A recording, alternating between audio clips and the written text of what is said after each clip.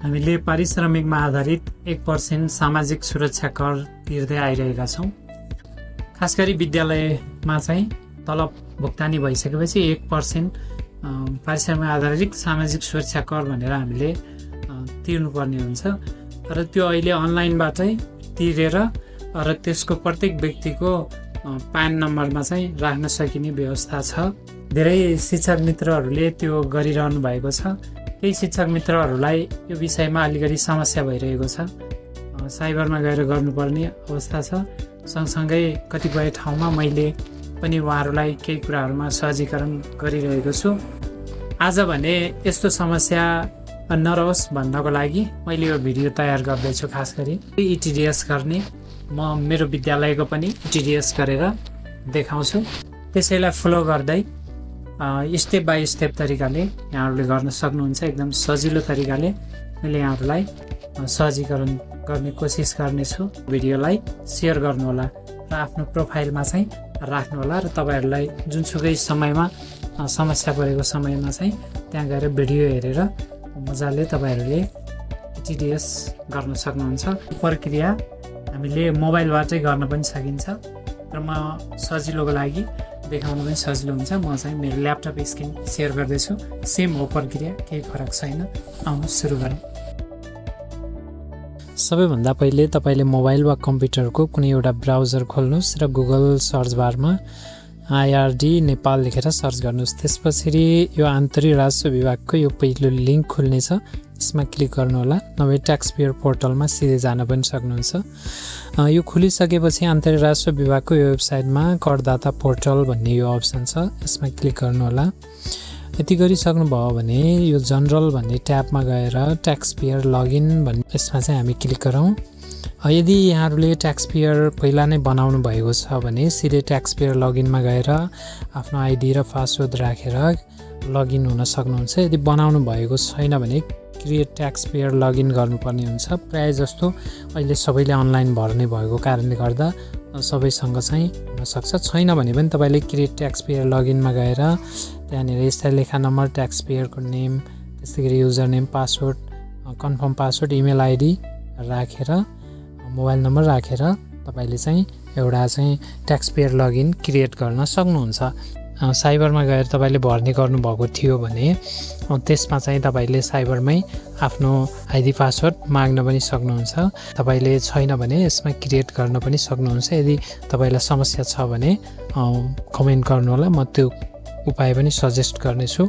अहिले भने हामी ट्याक्स पेयर लगइनमा जाउँ र यहाँनिर स्थायी लेखा नम्बर, प्रयोगकर्ताको नाम र पासवर्ड राखेर अनि त्यसमा देखिएको जुन क्याप्चा छ यसलाई चाहिँ जस्ताको तस्तै यहाँ टाइप गर्नुपर्ने हुन्छ। यदि तपाईँले बुझ्नु भएन भने यो साइडमा रिफ्रेस बटन पनि छ, रिफ्रेस गरेर नयाँ क्याप्चा आउँछ।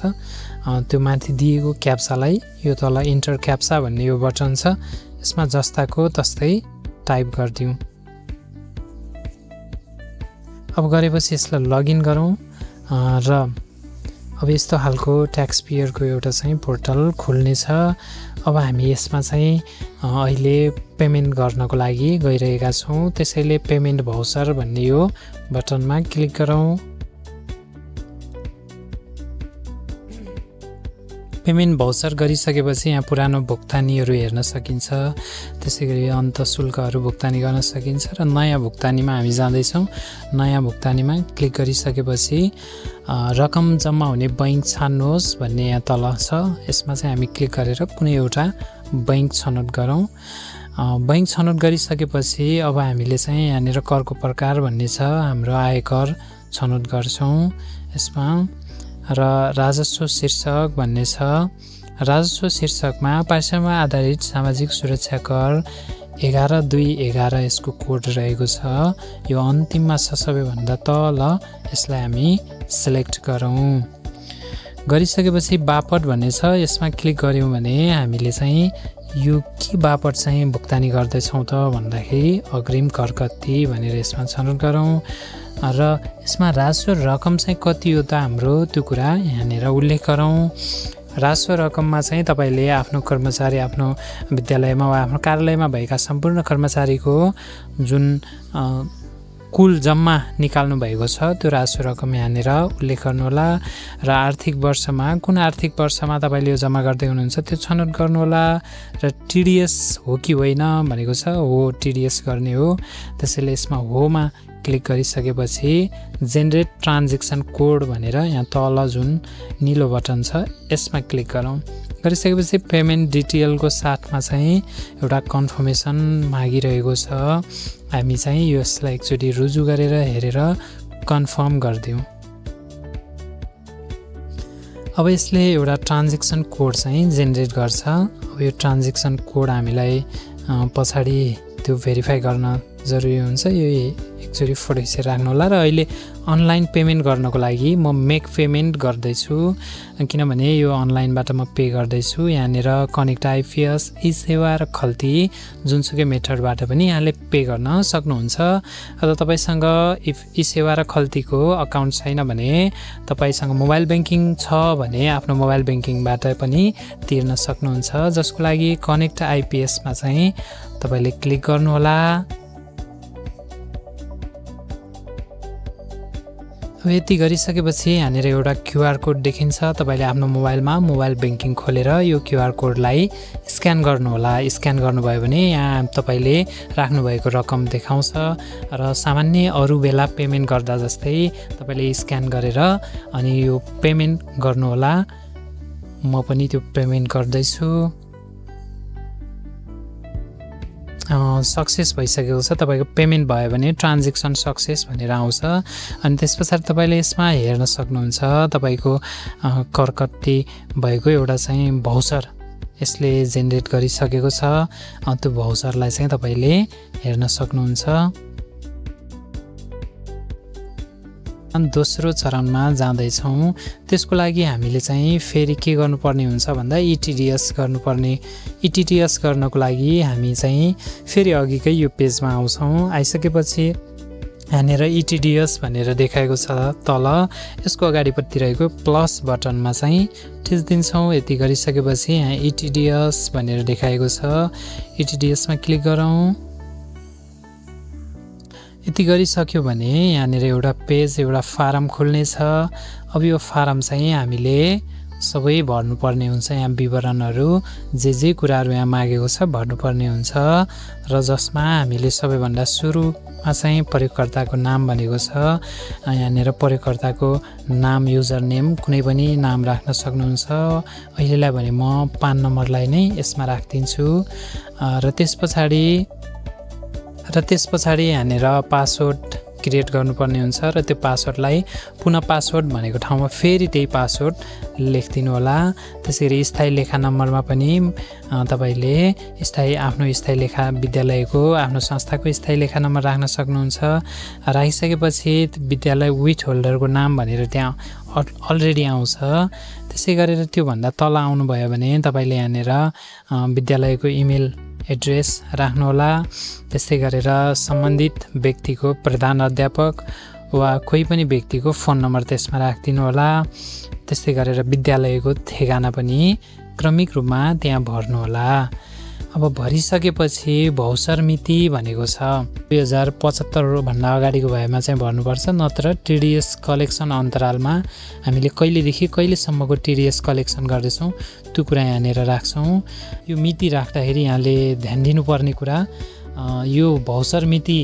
भन्दाखेरि एक दिन पछाडिसम्मको यो टिडिएस कलेक्सनको मिति चाहिँ राख्नु होला नत्र रिकन्साइल हुँदैन अब यति गरिसकेपछि यसलाई रजिस्टर गरौँ रजिस्टर गरिसकेपछि तपाईको सफलतापूर्वक रजिस्टर हुनुभयो तपाईँ भनेर यहाँ भनेको छ अब हामीले यहाँनिर सबमिसन नम्बर चाहिँ जरुरी हुन्छ हामीलाई यो सबमिसन नम्बर मोबाइलबाट फोटो खिचेर राख्न पनि सक्नुहुन्छ वा त्यसलाई कुनै एक ठाउँमा नोट गरेर राख्न पनि सक्नुहुन्छ मैले चाहिँ अहिले यसलाई यहाँबाट कपी गरेर वर्डमा लगेर पेस्ट गरेर राखेको छु र यसमा ट्रान्जेक्सन भर्ने भन्ने यो साइटको बटनमा क्लिक गरौँ अब यति गरिसकेपछि यहाँनिर अर्को फर्म खुल्नेछ अब हामीले यो फर्ममा आफ्नो चाहिँ कर्मचारीहरूको सम्पूर्ण विवरणहरू चाहिँ राख्नुपर्ने हुन्छ कुन व्यक्तिको वा कुन पान नम्बरमा कति रकम जम्मा गर्ने हो त्यो कुरा स्पष्ट रूपमा यहाँ उल्लेख गर्नुपर्ने हुन्छ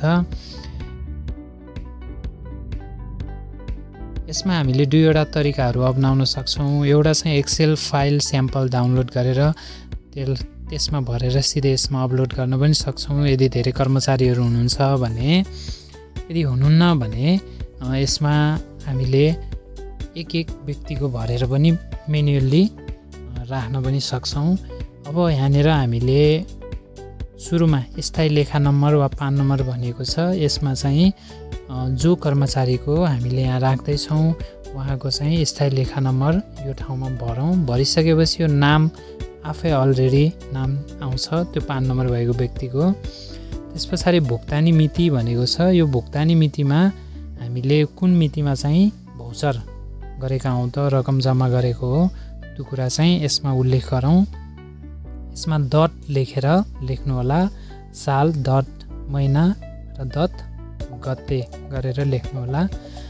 यति गरिसकेपछि अब हामी अर्को स्टेपमा जान्छौँ जसमा चाहिँ भुक्तानी रकममा त्यो पान नम्बरमा कति रकम भुक्तानी भएको छ त वा त्यो व्यक्तिले कुल पाउने रकम कति हो त्यो कुरा चाहिँ यसमा उल्लेख गर्नुहोला।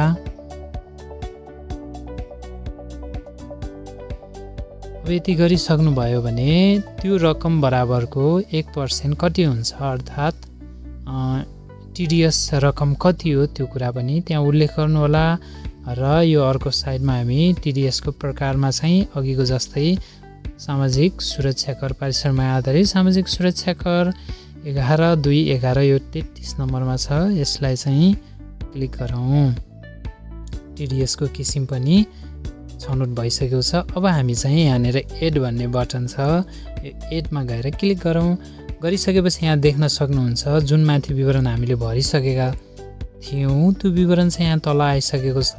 अब हामी यसरी नै सम्पूर्ण कर्मचारीहरूको एक गरेर यहाँ विवरणहरू भर्दै जान सक्छौँ र टोटलमा चाहिँ त्यहाँ तल तपाईँले भर्ने रकमहरू सबै आउँछ।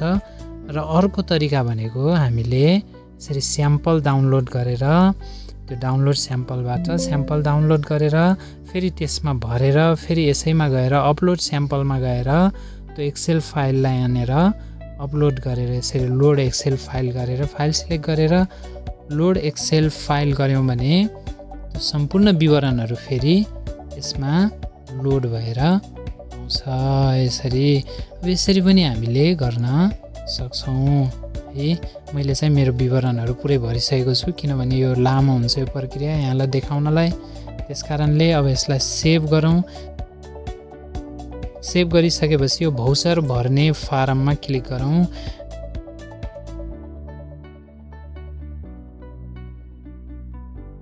भौचर भर्ने फारममा गइसकेपछि हामीले यहाँ शीर्षक भनेको छ। यो शीर्षकमा 11/2/11 यसमा चाहिँ क्लिक गरौँ। अनि त्यस पछाडि भौचर नम्बर भनेको छ। अघि हामीले अनलाइन पेमेन्ट गर्दा एउटा भौचर जेनेरेट भएको थियो त्यो भौचरमा चाहिँ भौचर नम्बर हुन्छ। तपाईँले त्यहाँ भौचर नम्बर भनेर हेर्न सक्नुहुन्छ। जस्तै मेरो भौचरमा पनि यहाँनिर मैले हेर्दैछु। अब यो भौचर नम्बरलाई चाहिँ जस्ताको तस्तै यो भौचर नम्बर लेखिएको ठाउँमा टाइप गरौँ। यति गरिसकेपछि तिरेको ट्याक्सको प्रकार भनेको छ। अब केबाट चाहिँ हामीले तिरेको हो त भन्दा अनलाइन पेमेन्ट गरेको हो वा ब्याङ्कबाट दिएको त्यो कुरा छनौट गर्नुहोला। हामीले अनलाइन पेमेन्ट गरेको हुनाले अनलाइन पेमेन्ट नै मैले लेखेको छु। कहिले जम्मा गरेको हो त्यो मिति पनि लेख्दैछु। तपाईँले पनि आफूले जम्मा गरेको मिति उल्लेख गर्नुहोला र कुन ब्याङ्कमा चाहिँ जम्मा गर्नुभएको त्यो कुरा यहाँनिर उल्लेख गर्नुहोला। मैले नेपाल राष्ट्र ब्याङ्क छनौट गरेँ र टिडिएस रकममा चाहिँ मैले यहाँनिर राखेको छु र यसलाई एड गरिदिन्छु। यहाँनिर एड भन्ने बटन छ। अब हेर्न सक्नुहुन्छ यहाँनिर नट रिकन्साइल्ड भएको छ। यो मैले राखेको विवरणहरू ठिकै थियो। यो नट रिकन्साइल्ड हुनुको कारण नेपाल राष्ट्र ब्याङ्कको ठाउँमा मैले यो नेपाल ब्याङ्क लिमिटेडको ठाउँमा राष्ट्र ब्याङ्क राखेको छु। त्यस कारणले गर्दाखेरि यो चाहिँ समस्या आइलाग्यो। मैले यसलाई फेरि यहाँनिर सच्याउँछु र फेरि अपडेट गरिदिन्छु। देख्न सक्नुहुन्छ रिकन्साइल भइसकेको छ, मैले ब्याङ्क छनौट गर्नमा जम्मा गरेको ब्याङ्क अर्कै, यहाँ छनौट गरेको ब्याङ्क फरक पर्न गएकोले यस्तो भएको। केही कुरा पनि तपाईँको मिस्टेक भयो भने नट रिकन्साइल्ड हुन्छ, त्यसो भयो भने सब्मिट गर्न सकिँदैन। यो कुरा एकदम ध्यान दिनु होला, सानातिना कुराहरू पनि एकदम ध्यान दिएर चाहिँ तपाईँले यहाँनिर जम्मा गर्नुहोला। अब यति गरिसक्नुभयो भने अब फेरि यो रिकन्साइल भइसक्यो। अब हामी ट्रान्जेक्सन भर्ने फारम भन्ने यो माथि छ, यसैमा जान्छौँ र अब यो सब्मिट भन्ने बटन खुलेको छ है, हेर्नुहोस् है।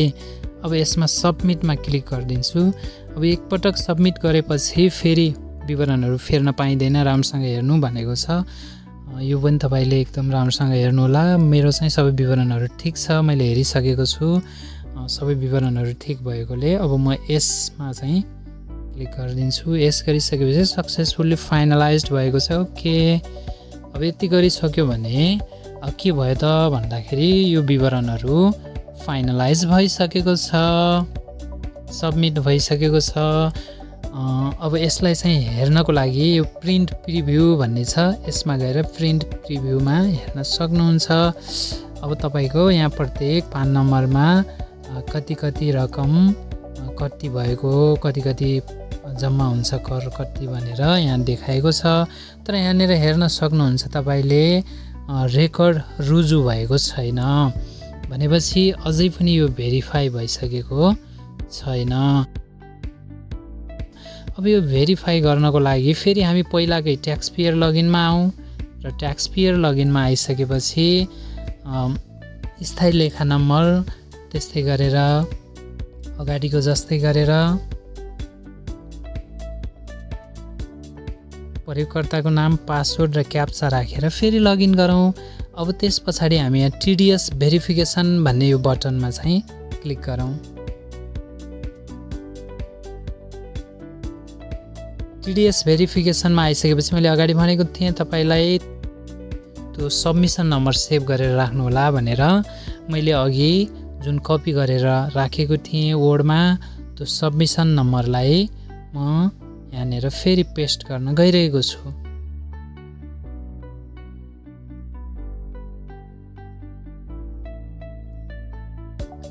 अब यसरी यहाँनिर त्यो सबमिसन नम्बर पेस्ट गरिसक्यो भने बाहिरपट्टि कुनै एक ठाउँमा क्लिक गरिदिउँ। यसरी बाहिरपट्टि क्रसरलाई बाहिरपट्टि लगेर यसरी क्लिक गरिसकेपछि यहाँनिर भेरिफाई भन्ने अप्सन देखिएको छ, तल खुलेको छ है।